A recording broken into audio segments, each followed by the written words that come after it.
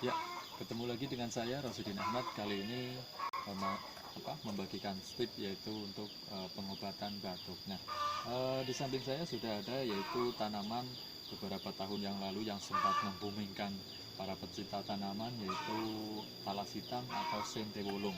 Ya, sentewolung. Seiring dilupakannya tanaman ini, ternyata ini mempunyai khasiat atau manfaat tersendiri, yaitu untuk pengobatan batuk.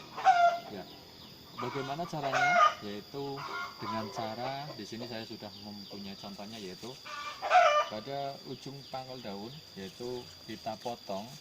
Ya, ini sudah saya potong kemarin sore. Jadi kalau kita mau ambil airnya seperti ini, kita potong kemarin sore, kita potong saja dengan pisau, kemudian kita masukkan, kita bungkus dengan plastik, kemudian diikat. Nah, setelah pagi kita lihat saja pasti sudah ada airnya. Nah, seperti ini.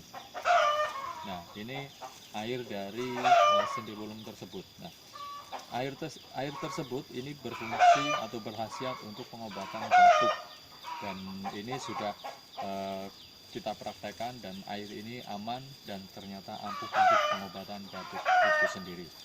Ya, mungkin itu untuk tips kali ini. Mudah-mudahan tanaman yang ada di sekitar kita bisa bermanfaat dan tetap kita jaga untuk pengobatan kita dan orang di sekitar kita. Terima kasih dari saya dan salam sehat.